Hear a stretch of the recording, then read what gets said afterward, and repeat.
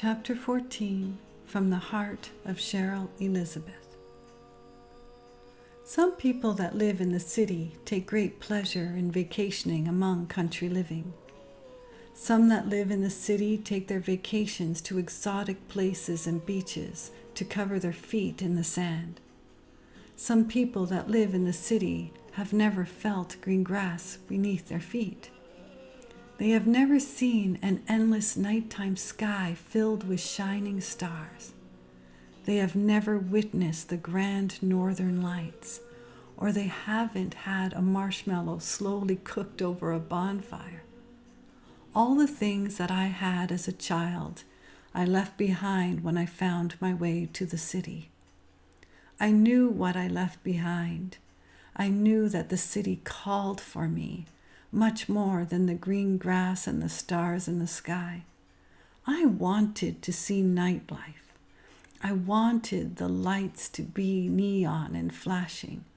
I wanted to know what I longed for as I sat on the front porch with my spunky dog.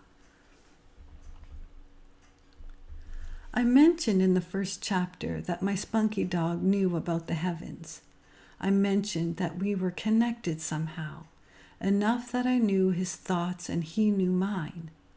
I will admit without care, as it sounds, that while I laid upon the hard wooden park bench looking up to the dim-lit stars, I knew Spunky was with me.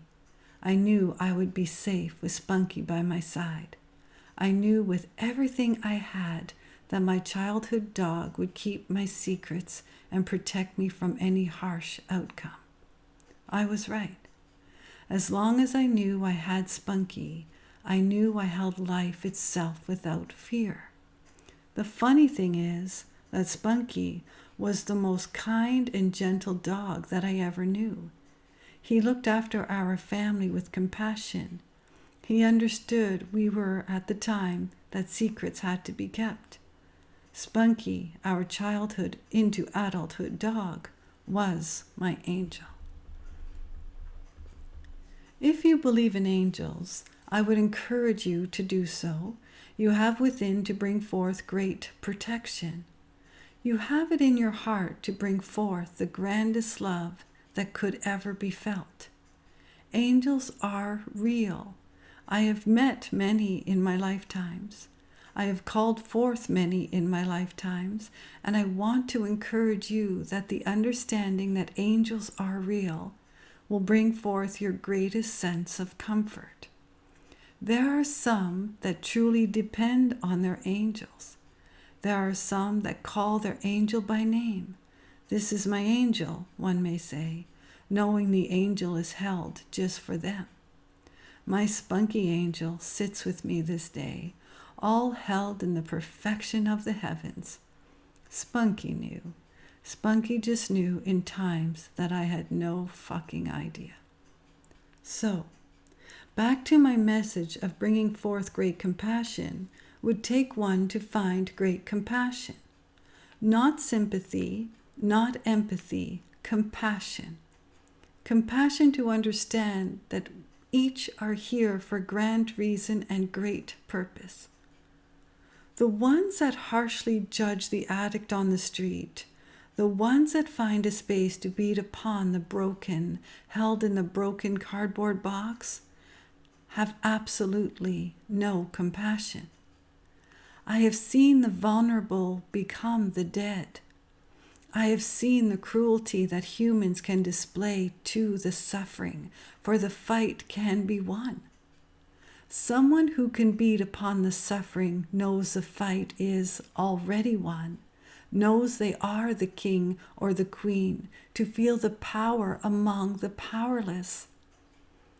Isn't it wonderful when the powerless become powerful? When the bully finds one, and as it turns out, gets beaten so badly? Why is it that people like to see that? The top dog becomes the suffering, and the suffering becomes the top dog. The bully in the playground chooses the vulnerable. This is mild compared to the streets. It is not a bully, I don't think it is even human to find the vulnerable to find power. It is the cowards that beat upon the ones in the cardboard boxes. It is the depths of hell, because that is all one knows. So many don't know compassion. And where is it found? Why the judgment? Why do we feel good when someone loses? Why do we feel good when someone is placed behind bars on death row? Where does compassion start? I want to end my book by saying a birthday wish. A birthday wish I wish I heard. A birthday wish I wish I granted. A birthday wish, a wish for all.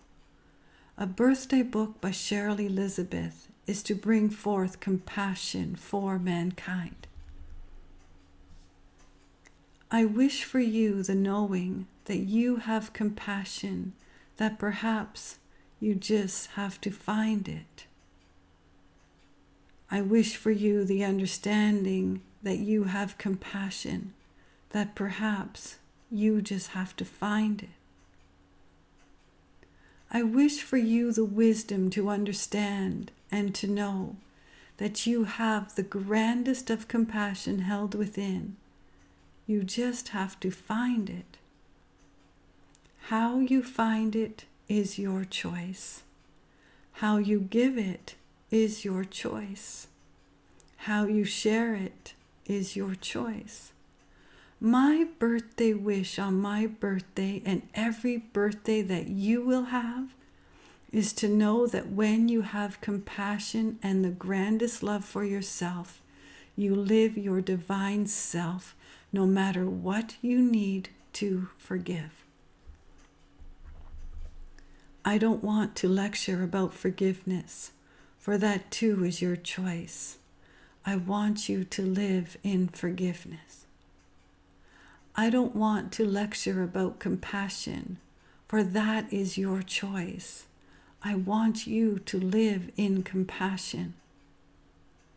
I don't want to lecture about kindness, for that is your choice.